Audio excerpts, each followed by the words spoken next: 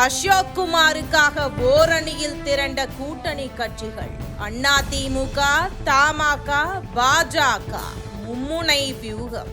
அதிர்ச்சியில் திமுக. தமிழக சட்டமன்ற தேர்தல் நெருங்கி வரும் நிலையில் கும்பகோணம் தொகுதியில் நிலவி வரும் தேர்தல் களம் தற்போது பெரும் எதிர்பார்ப்பை ஏற்படுத்தியிருக்கிறது. குறிப்பாக அதிமுக மற்றும் அதன் கூட்டணி கட்சியான தமிழ் மாநில காங்கிரஸ் ஆகியவற்றின் ஒருங்கிணைந்த செயல்பாடு அரசியல் வட்டாரத்தில் வியப்பை ஏற்படுத்தியுள்ளது.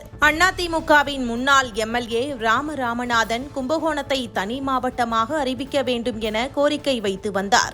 அதுவே அப்பகுதி மக்களின் நீண்டகால கனவாகும். இந்த வாக்குறுதியை முதலில் 1991 ஆண்டு அதிமுக சார்பில் போட்டியிட்டு வெற்றி பெற்ற போதே ராமநாதன் முன்வைத்தார். ஆனால் அவருக்கு பிறகு கடந்த 30 ஆண்டுகளில் 6 முறை வெற்றி பெற்ற திமுக சட்டமன்ற உறுப்பினர்கள் இதே வாக்குறுதியை மீண்டும் அளித்து இதுவரை அதனை நிறைவேற்றவே இல்லை என்ற பலத்த அதிருப்தி அம்மக்களிடையே நிலவுகிறது. இந்த முறை பொய் வாக்குறுதிகளை நம்பி ஏமாற மக்கள் தயாராக இல்லை என்ற சூழலும் நிலவுகிறது. இந்த சூழலில் கும்பகோணம் தொகுதி தமிழ் மாநில காங்கிரஸ் வேட்பாளர் அசோக் குமாருக்கு ஆதரவாக கும்பகோணத்தின் முகமாக இருக்கும் அதிமுகவின் ராமநாதன் ஒரு அண்ணன் ஸ்தானத்தில் இருந்து தேர்தல் பிரச்சாரத்தை முன்னெடுத்து வருகிறார். அதிமுகவிற்கு இந்த முறை சீட் கிடைக்காத போதிலும் எந்தவித சுணக்கமும் காட்டாமல் கூட்டணி கட்சிக்காக ராமநாதன் களப்பணியாற்றுவது அக்கட்சியினரிடையே மிகுந்த உற்சாகத்தை ஏற்படுத்தியுள்ளது.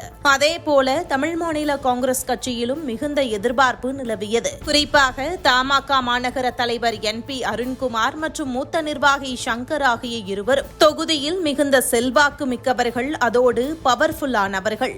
இருவரில் ஒருத்தருக்கு இந்த முறை வேட்பாளராக வாய்ப்பு கிடைக்கும் என்று அனைவரும் எதிர்பார்த்திருந்த நிலையில் அது அசோக் குமாருக்கு ஒதுக்கப்பட்டது. அங்கு பவர்ஃபுல்லான இந்த இரு தலைவர்களுக்கும் வாய்ப்பு மறுக்கப்பட்ட போதிலும் அசோக் குமாரின் வெற்றியே முக்கியம் என கருதி இருவரும் அசோக் குமாரின் வெற்றிக்காக தீவிரமாக சுழன்று உழைத்து வருகின்றனர்.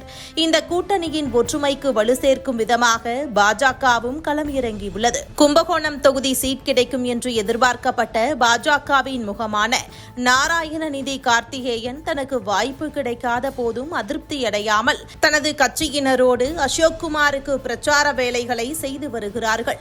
இவ்வாறு அதிமுக, தமாக மற்றும் பாஜக ஆகிய கட்சிகள் ஒருமித்த கருத்தோடு தங்களுக்குள் இருந்த தனிப்பட்ட விருப்பங்களை ஒதுக்கி வைத்துவிட்டு அசோக் குமாருக்காக பணியாற்றுவது தொகுதி மக்களை ஆச்சரியத்தில் ஆழ்த்தியிருக்கிறது. எதிர்தரப்பான திமுகவினர் கூட கூட்டணி கட்சிகளின் இந்த அதீத ஒற்றுமையும் வேட்பாளர் அசோக் குமாருக்கான ஆதரவையும் சற்றும் எதிர்பார்க்கவில்லை என்பதால் கும்பகோணத்தின் தேர்தல் களம் தற்போது அனல் பறக்க தொடங்கியுள்ளது.